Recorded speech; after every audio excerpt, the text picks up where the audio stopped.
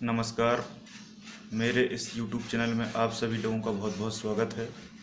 और जैसा कि हमने अपने पुराने लेक्चर्स में बात की थी कि हम आने वाले समय में इकोनॉमी पर बहुत सारे वीडियो बनाने वाले हैं, और इकोनॉमी के अलावा और भी जो भी सब्जेक्ट हैं, जिन सभी सब्जेक्टों की आप लोगों ने बात कही थी और हमने डिस्कस किया था, उन सभी को हम एक एक करके यूट्यूब पर डालेंगे और आप सभी लोगों तक पहुंचाएंगे, जिससे आप लोगों को बहुत सारी जानकारी मिल सके और आप बड़ी ही आसानी से और सिंपल और आसान भाषा में सारी चीज़ों को समझ सकें।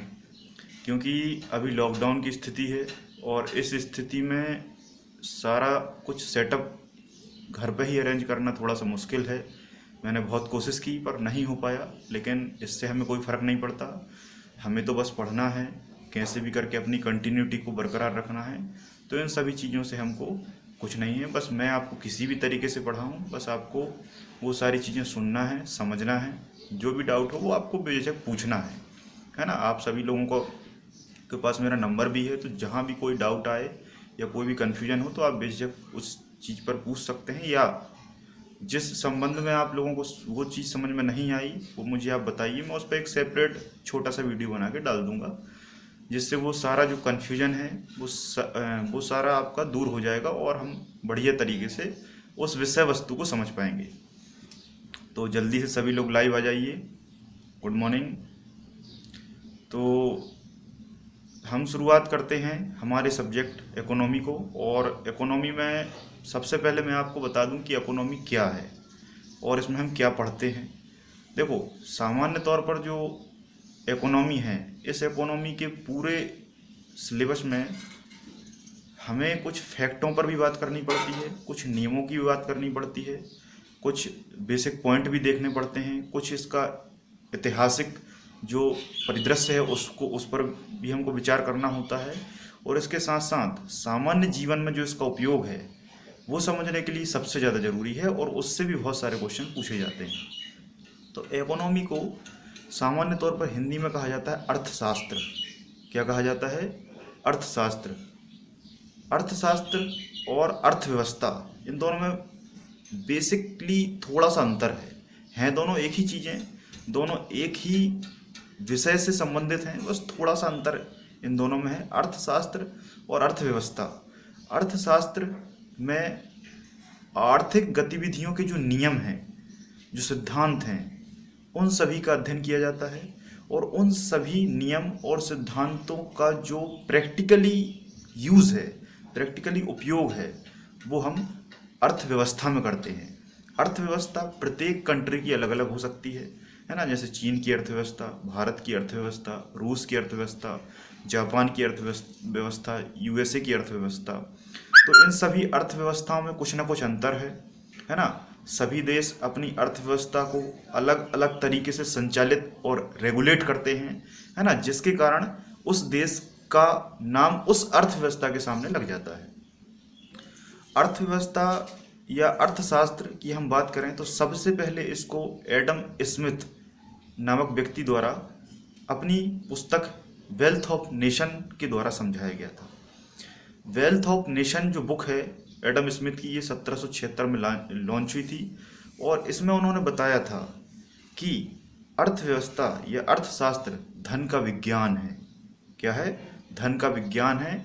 और इस विज्ञान में सारे उन नियमों का अध्ययन किया जाता है जो धन से संबंधित हैं। किससे संबंधित है? धन से संबंधित हैं। अब सामान्य तौर पर आपको समझ में आ गया होगा कि इस सब्जेक्ट में केवल और केवल हमको धन के ऊपर बात करनी है, मुद्रा के ऊपर बात करनी है, मनी के ऊपर बात करनी है।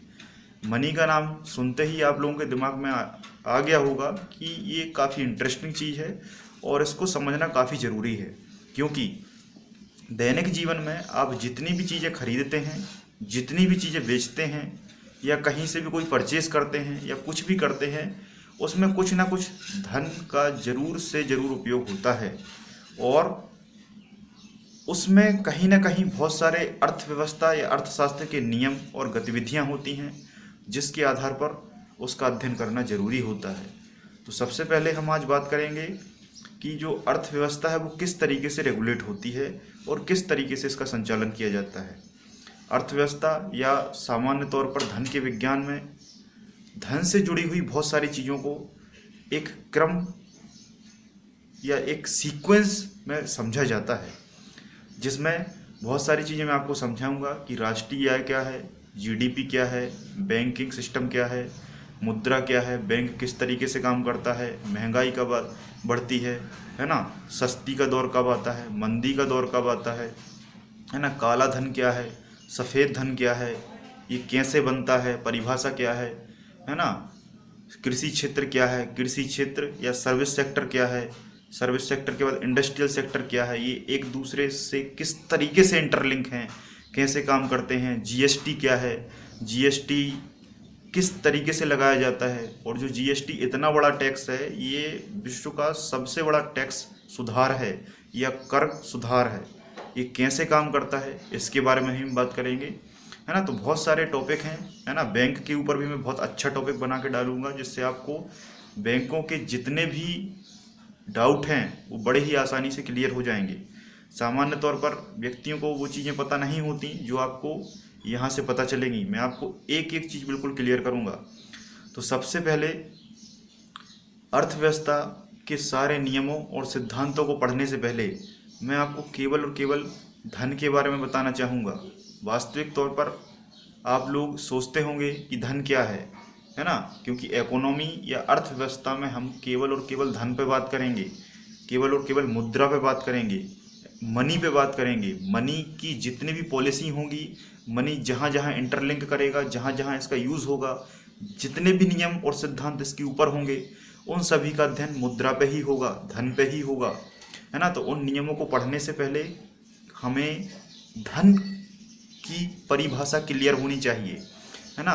धन केवल वो नहीं होता जो केवल हमारे हाथ में नोटों या सिक्कों के फॉर्म में होता है। धन बहुत प्रकार का होता है ना। इनमें जितने भी प्रकार की धन है, जितने भी प्रकार की मुद्रा है, वो मैं आपको समझाऊंगा। ऐच्छिक मुद्रा क्या है, साख मुद्रा क्या है, काला धन क्या है, सफ़ेद धन क्या है ना, स्टैंडर्ड मनी क्या है, टर्म मनी क्या है, ऐसी बहुत सारी मनी के प्रकार होते हैं। वो सारे प्रकार मैं आपको एक एक करके समझाऊंगा, है ना। तो सबसे पहले शुरुआत करते हैं हम कि मुद्रा क्या है या मनी क्या है या धन क्या है ना। धन सामान्य तौर पर आप लोगों को लगता है कि जो नोट है, जो सिक्का है, वो धन है। ये सही बात है कि ये भी धन है, लेकिन ये धन का एक छोटा सा प्रकार है। इसके अलावा और भी बहुत सारे टाइप्स हैं, है ना। तो वो मैं आपको एक एक करके बताऊंगा। धन या मुद्रा की जो सामान्य परिभाषा है वो ये होती है कि बाजार में या कहीं पर भी व्यक्ति द्वारा जब वस्तुओं का विनिमय कराया जाता है, जब व्यक्ति वस्तुओं का विनिमय करता है, तो विनिमय करने में वस्तु की खरीदना और वस्तु के बेचने के मध्य जिस वस्तु का उपयोग किया जाता है वो मुद्रा है। जिस वस्तु का उपयोग विनिमय के फॉर्म में किया जाता है और जो विनिमय को आसान बना देती है वो मुद्रा है ना। एक वैज्ञानिक हैं, एक व्यक्ति हैं, एक बहुत बड़े अर्थशास्त्री हैं जिनका नाम है फ्रांसिस बॉकर। फ्रांसिस बॉकर ने कहा है कि मुद्रा वह है जो मुद्रा का कार्य है। परिभाषा थोड़ी सी जटिल है, लेकिन इनका कोटेशन यही है कि मुद्रा वह है जो मुद्रा का कार्य है ना। ऐसे अलग अलग वैज्ञानिकों ने मुद्रा को परिभाषित किया है ना। तो बेसिकली आपको ये जानना जरूरी है कि मुद्रा जो है, मनी जो है, वो कितने प्रकार की होती है। तो सबसे पहले हम बात करेंगे लेखा मुद्रा की। किसकी बात करेंगे? लेखा मुद्रा या अकाउंटिंग मनी या लेखा मुद्रा क्या होती है, ये पहला प्रकार है। लेखा मुद्रा उस मुद्रा को कहते हैं जो किसी भी पर्टिकुलर देश की एक लिखित मुद्रा होती है, जिसे हम लिखने में और सुनने में पढ़ते हैं। जैसे हम बात करें यूएसए की मुद्रा क्या है? यूएसए की मुद्रा क्या है? डॉलर है। भारत की मुद्रा क्या है? रुपया है। जापान की मुद्रा क्या है? येन है। चीन की मुद्रा क्या है? रेनमिनबी है। फिलीपींस की मुद्रा क्या है? पीसो है। म्यांमार की मुद्रा क्या है? कियात है ना। फ्रांस की मुद्रा क्या है? यूरो है। ब्रिटेन की मुद्रा क्या है या इंग्लैंड की मुद्रा क्या है? पाउंड स्टर्लिंग है। इस तरीके से बहुत सारे देश हैं, इन सभी देशों की अलग अलग मुद्राएं हैं। जो मुद्रा प्रचलन में होती है, जिसका लिखित रूप से उस देश में लेखा जोखा होता है, वो लेखा मुद्रा कहलाती है ना। और बहुत सारे उदाहरण के तौर पर मैंने आपको लेखा मुद्रा को समझा दिया है। अब दूसरा हम बात करेंगे प्रॉपर मनी। हिंदी में इसका नाम है वास्तविक मुद्रा। ये दूसरा प्रकार है, वास्तविक मुद्रा या प्रॉपर मनी। प्रॉपर मनी वह मुद्रा है जिस मुद्रा से आप रूबरू होते हैं, जिसका उपयोग आप दैनिक जीवन में करते हैं। जो नोट और जो सिक्का आपके हाथ में होता है, यही वास्तविक मुद्रा कहलाती है, जिसका उपयोग करके आप सीधे वस्तुओं को खरीद सकते हैं और बेच सकते हैं, है ना। ये वास्तविक मुद्रा कहलाती है। इसमें बहुत सारे नोट्स हैं, है ना, बहुत सारे नोट और बहुत सारे सिक्के आ जाते हैं। सिक्के बनाने वाले स्थान को क्या कहते हैं, जल्दी बताइए। सिक्के बनाने वाले स्थान को क्या कहते हैं? सिक्के बनाने वाले स्थान को कहा जाता है टकसाल, इंग्लिश में कहते हैं मिंट, जहाँ पर सिक्के ढाले जाते हैं।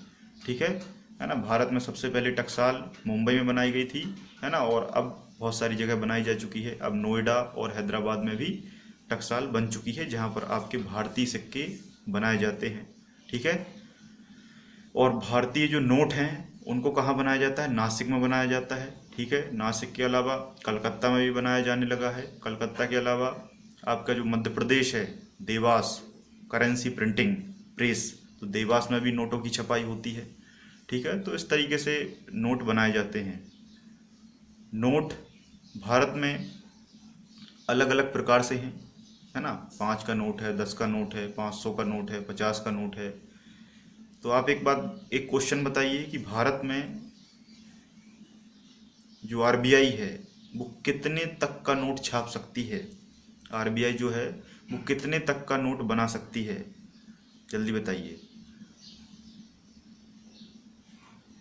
आरबीआई द्वारा 10,000 तक का नोट बनाया जा सकता है ना। अभी तक बनाया नहीं गया है, लेकिन ज़रूरत पड़ने पर बनाया जा सकता है। जैसे हमारे यहाँ अभी, मैं नोटबंदी के पहले मैं बात करूं तो 1,000 का नोट सबसे बड़ा था, लेकिन जब ज़रूरत पड़ी, पैसों का जो लेवल था उसको बनाने की ज़रूरत पड़ी, तो हमने 2,000 का नोट भी छाप लिया है ना। जब भी हमें कुछ आकस्मिक कंडीशन में ज़रूरत पड़ती है तो हम बड़ा नोट छाप कर इकोनॉमी को बैलेंस कर लेते हैं, है ना। तो हमने रिजर्व रखा है कि हम 10,000 तक का नोट छाप सकते हैं, है ना। सभी नोटों पर आरबीआई गवर्नर के दस्तखत होते हैं, साइन होते हैं, सिग्नेचर होते हैं। केवल 1 रुपये के नोट को छोड़कर 1 रुपये पर किसके दस्तखत होते हैं, किसके साइन होते हैं, इसका जवाब आप बताएंगे। ये क्वेश्चन आप लोगों के लिए रहा। इस क्वेश्चन का आंसर आप लोग मुझे देंगे।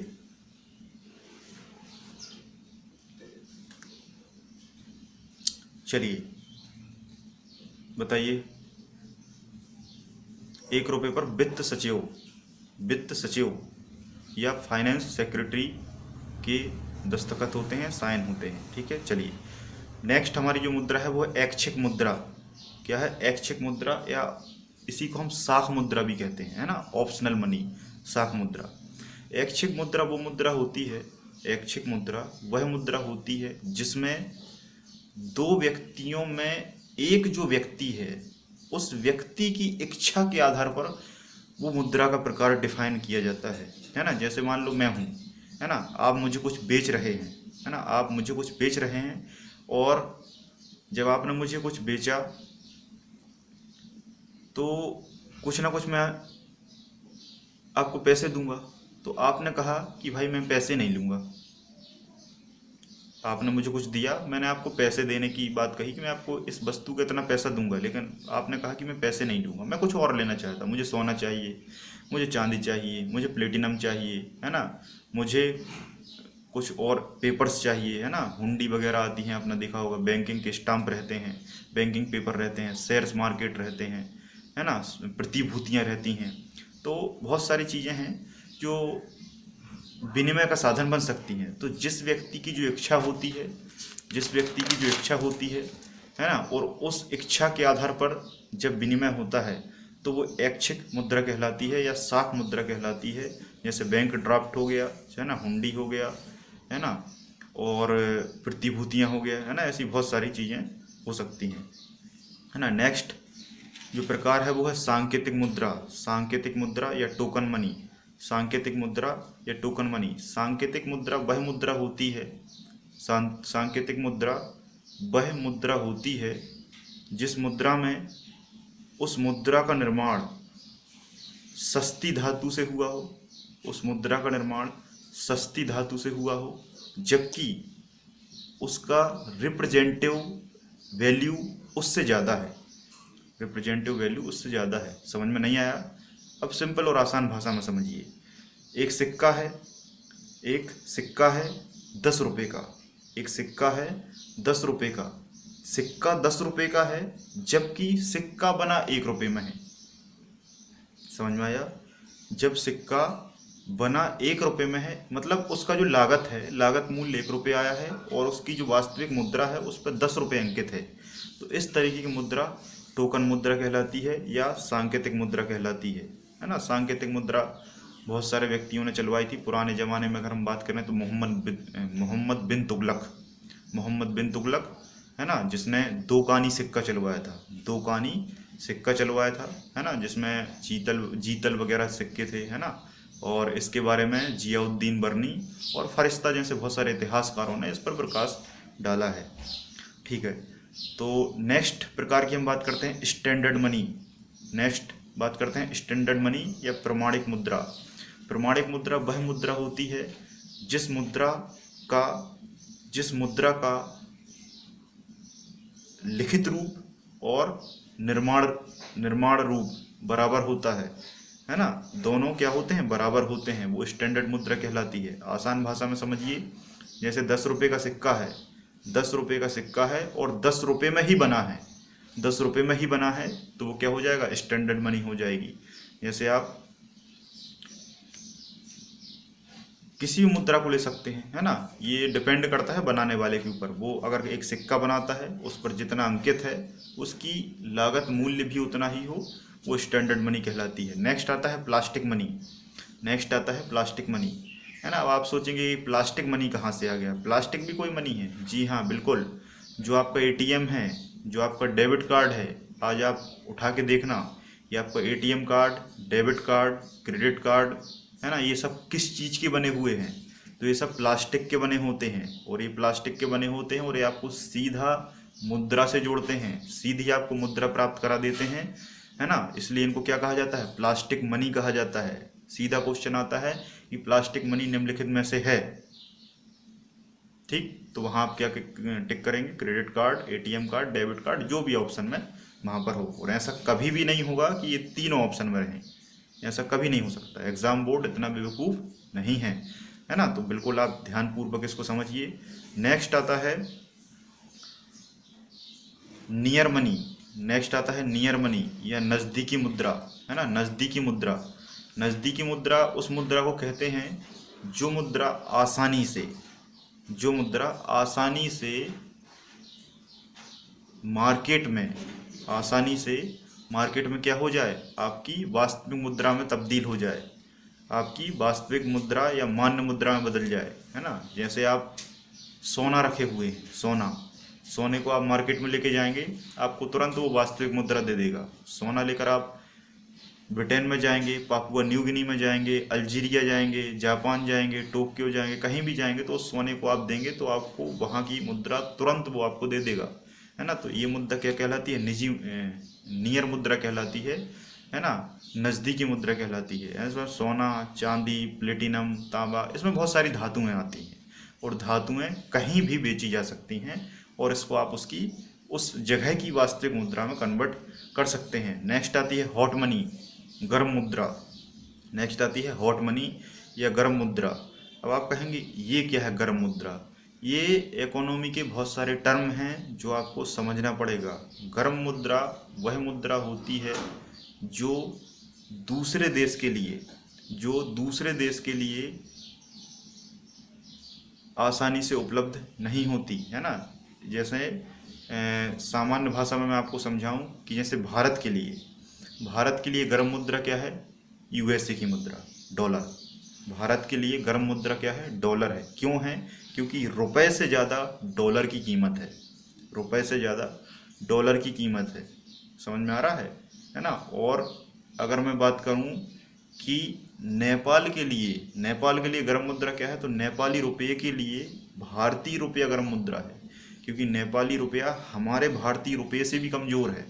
ठीक है, तो हमारे लिए क्या गर्म मुद्रा है, अमेरिकी डॉलर हो गया, यूरो हो गया, पाउंड हो गया, है ना, ये सब हमारे लिए गर्म मुद्रा है। और हमारा जो रुपया है वो नेपाल हो गया, है ना, श्रीलंका हो गया, पाकिस्तान हो गया, पाकिस्तानी रुपया, तो इनके लिए हमारा रुपया गर्म मुद्रा है। तो जैसे गर्म मुद्रा है वैसे ही ठंडी मुद्रा भी होगी या कोल्ड मनी भी होगी। कोल्ड मनी या शीत मुद्रा या ठंडी मुद्रा। तो ठंडी मुद्रा वह होगी जिस मुद्रा का मौद्रिक मूल्य कम होता है। ठीक है, गर्म मुद्रा में मौद्रिक मूल्य अधिक होगा, शीत मुद्रा में मौद्रिक मूल्य कम होगा, है ना। तो अमेरिका के लिए हमारा रुपया ठंडी मुद्रा है, क्या जरूरत है उसको, हमारी मुद्रा वैसे ही ठंडी है, तो हम ठंडी मुद्रा है हमारे लिए ठंडी मुद्रा नेपाल का रुपया हो गया। ठीक है, बिल्कुल जस्ट एक दूसरे का अपोजिट है ना। जो महंगा है वो गर्म मुद्रा है ना। कहते हैं ना कि जेब में पैसा आ गया तो जेब गर्म हो गया, तो गर्म हो गया मतलब महंगी मुद्रा आ गई। तो महंगी मुद्रा गर्म मुद्रा, ठंडी मुद्रा जिस मुद्रा का मौद्रिक मूल्य कम हो वो ठंडी मुद्रा। अब आता है हार्ड मनी। हार्ड मनी या दुर्लभ मुद्रा। हार्ड मनी या दुर्लभ मुद्रा उस मुद्रा को कहते हैं जिसका अंतर्राष्ट्रीय मुद्रा बाजार में जिस मुद्रा की अधिक मांग होती है। अब अधिक मांग किस मुद्रा की होगी, निश्चित तौर पर उसी मुद्रा की होगी जिस मुद्रा का मौद्रिक मूल्य ज़्यादा होगा, है ना। जिस मुद्रा में इंटरनेशनल ट्रेड ज़्यादा होता है ना। इंटरनेशनल ट्रेड होता है, इंटरनेशनल लेवल पर चलन में होती है। इंटरनेशनल जितने भी देश हैं वो एक दूसरे से ट्रेड करने में उसका यूज़ करते हैं, तो कहलाती है हार्ड मनी, है ना। जैसे डॉलर हो गया, यूरो हो गया। सॉफ्ट मनी वह मनी होती है जिस मनी का अंतर्राष्ट्रीय व्यापार में उतना ज़्यादा उपयोग नहीं होता, जिसकी ज़्यादा ज़रूरत नहीं होती, है ना, वो सॉफ्ट मनी कहलाती है।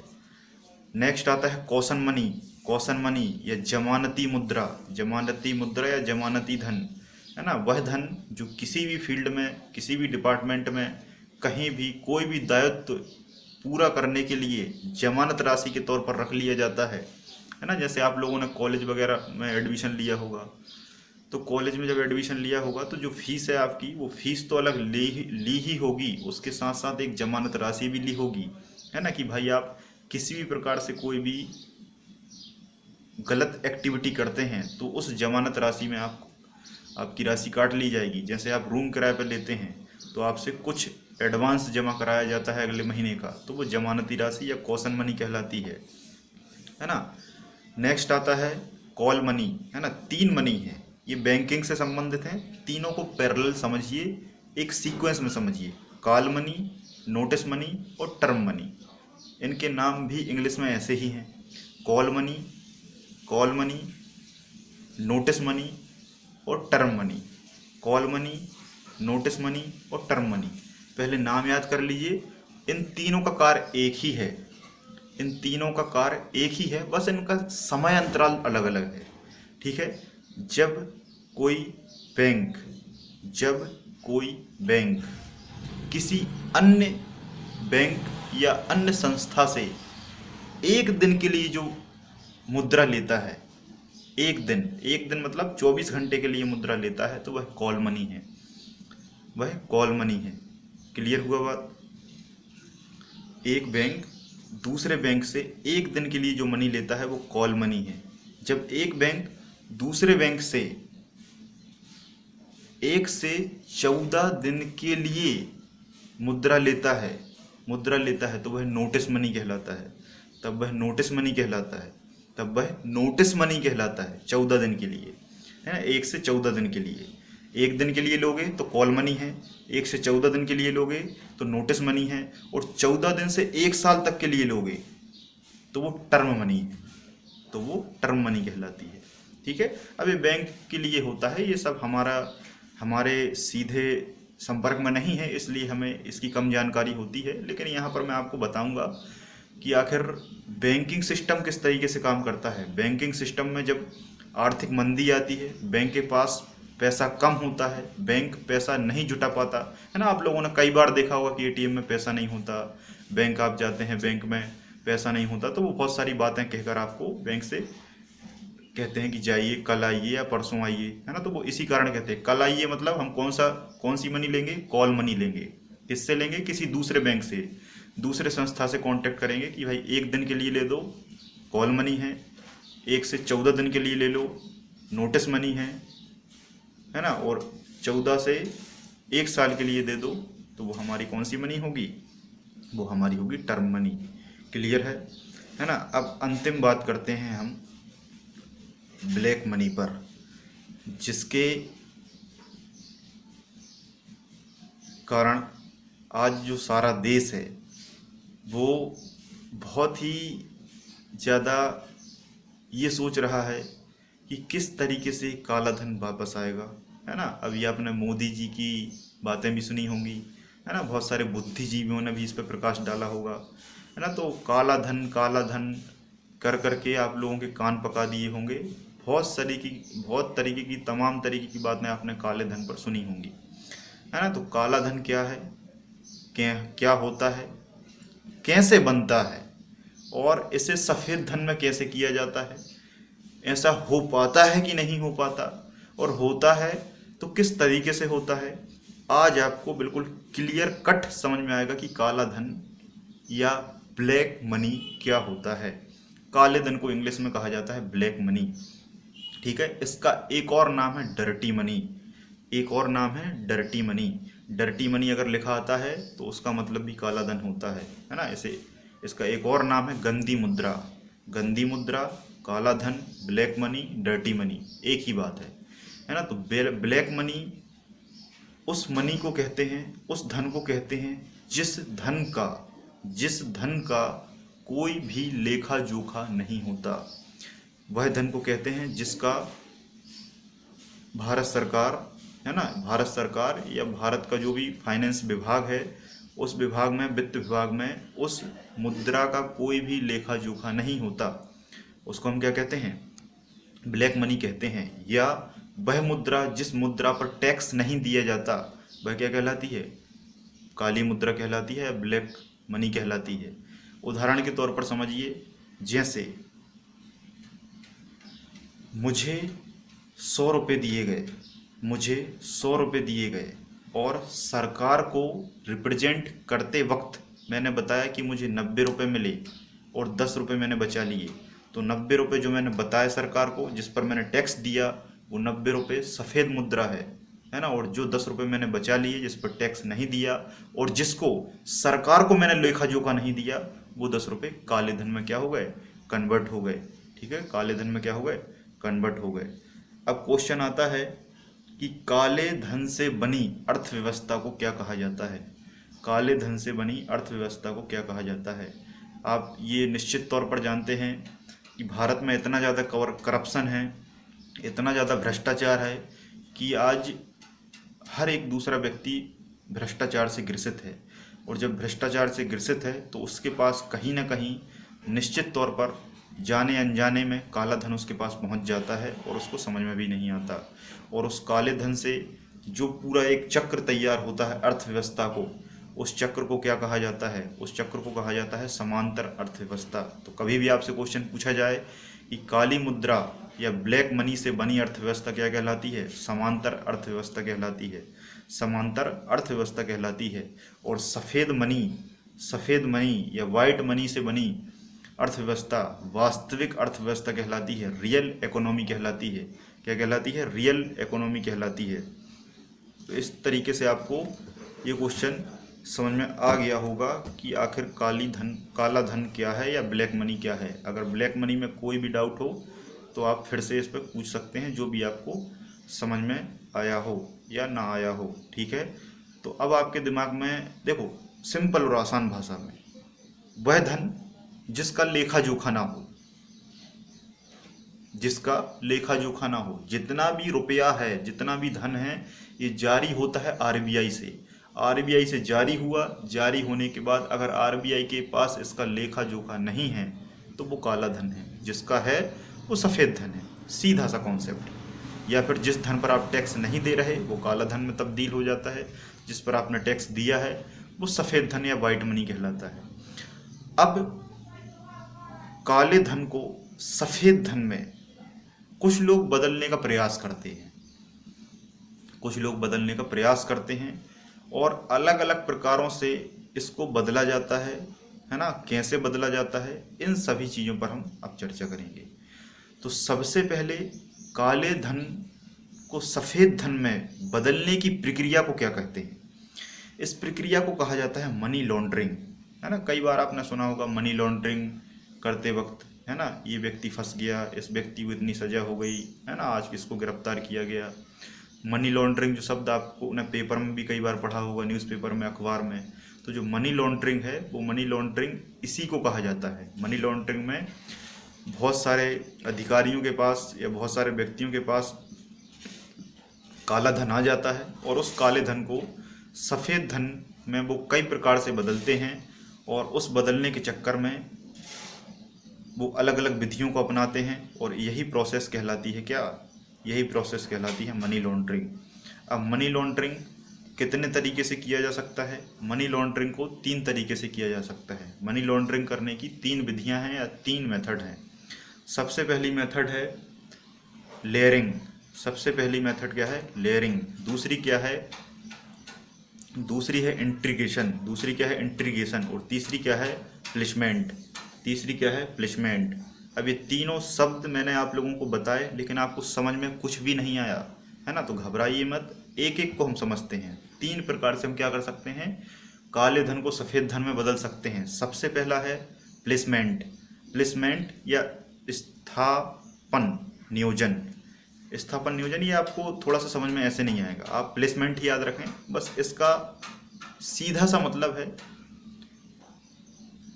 आप किसी भी ऐसे प्लेस पर जाएं जहां से मुद्रा का क्या होता है? संचालन होता है। मुद्रा का संचालन करने वाला प्लेस बता दीजिए मुझे।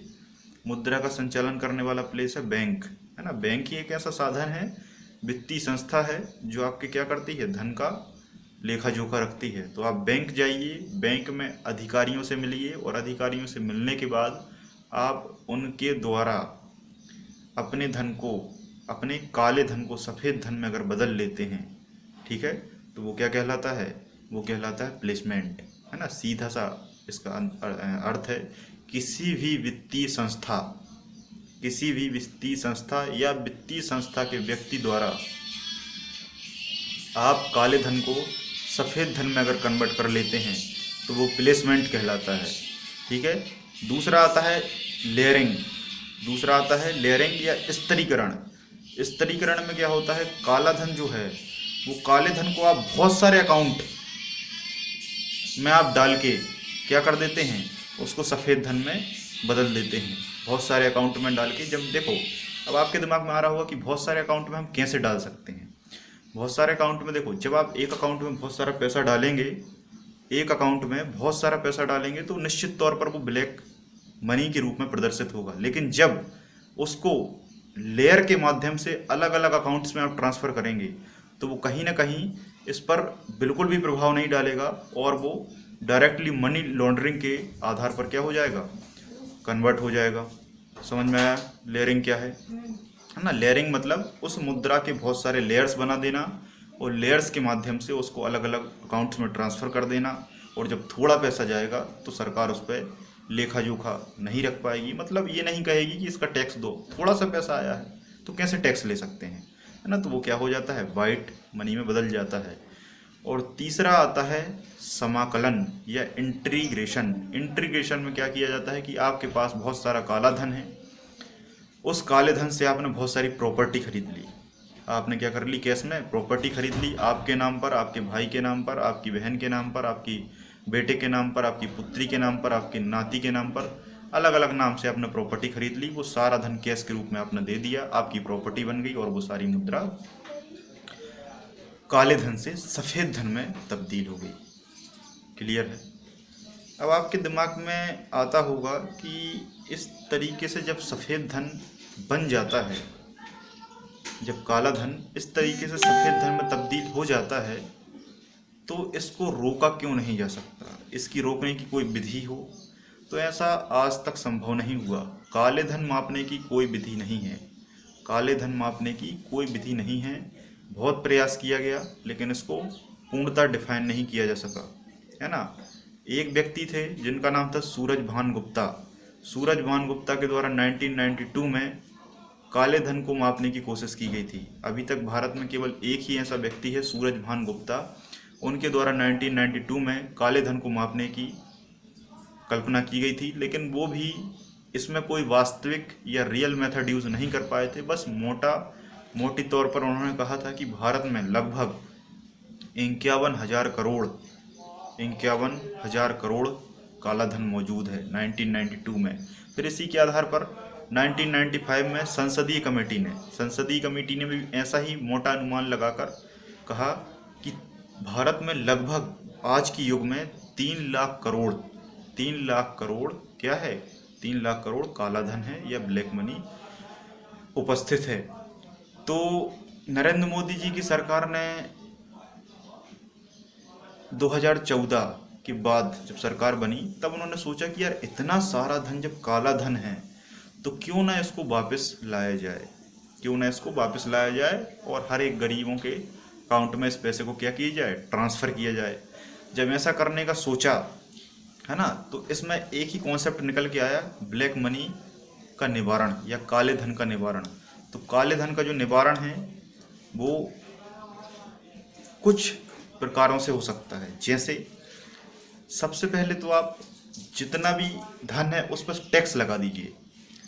आप उस पर क्या कर दीजिए, टैक्स लगा दीजिए, कर लगा दीजिए। अगर आपने कर लगा दिया, टैक्स लगा दिया, तो निश्चित तौर पर सारी मुद्रा क्या हो जाएगी, वाइट मनी में कन्वर्ट हो जाएगी। लेकिन ये संभव नहीं है। कर आप किस किस व्यक्ति के पास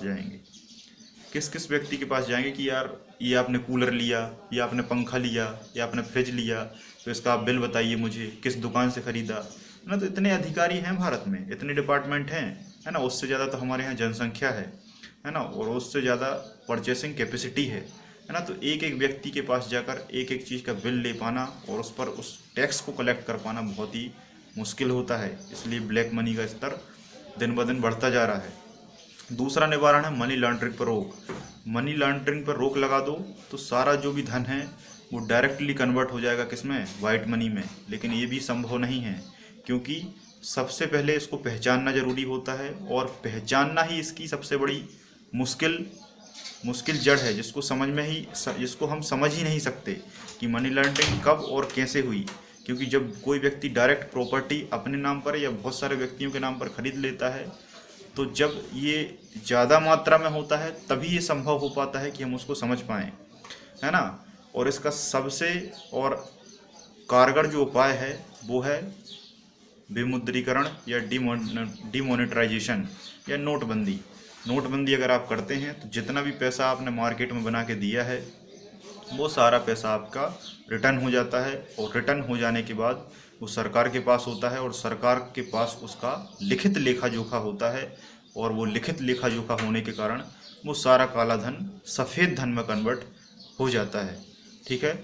और इसका एक और सबसे कारगर उपाय है कि अगर आपको काले धन को सफ़ेद धन में कन्वर्ट होने से रोकना है, या कोई भी काला धन बने ऐसी स्थिति को ही ख़त्म करना है, तो सबसे सिंपल और आसान तरीका है कि आप उस परिवेश में जहां आपकी मुद्रा प्रचलित है वहां पर आप डायरेक्टली क्या करें, सारा लेन देन कैशलेस कर दें। सारा लेन देन कैशलेस कर दें या डिजिटल कर दें। सारा लेन देन कैशलेस होगा, डिजिटल होगा, तो वो सारा ऑनलाइन होगा। सारा ऑनलाइन होगा तो सारा उसका डाटा होगा, सारा उसका डाटा बैंक के पास होगा, वित्तीय संस्था के पास होगा, उसका लेखा जोखा भी होगा, और उस पर बैंक टैक्स भी ले सकेगी। तो काला धन कभी बन ही नहीं सकता, है ना। और काला धन कभी बने ना, ऐसा हो पाना बहुत ही मुश्किल है। ठीक है। तो इतने तरीके की मुद्रा होती है। तो आज हमने सभी प्रकार की मुद्राओं को पढ़ा, है ना, जिसमें हमने वास्तविक मनी, स्टैंडर्ड मनी, ऐच्छिक मनी, साक्ष्य मनी, है ना, साक्ष्य मनी के बाद call money, term money, notice money, soft money, caution money, hard money, plastic money, near money, cold money, hard money, है ना, डर्टी मनी, ऐसी बहुत तमाम तरीके की सारी मुद्राओं का क्रमवार तरीके से अध्ययन किया और सभी चीज़ों को मैंने एक एक करके सीक्वेंसली सिंपल और आसान भाषा में आप लोगों को समझाया। निश्चित तौर पर सारी चीज़ें आपको समझ में आ गई होंगी। अगर कोई भी डाउट है तो आप कमेंट बॉक्स में कमेंट कर दें या मुझे डायरेक्टली भी मैसेज कर सकते हैं, है ना, उसको मैं आपको और डिटेल से समझा दूंगा। आज के लिए बहुत बहुत धन्यवाद। जय हिंद, जय भारत।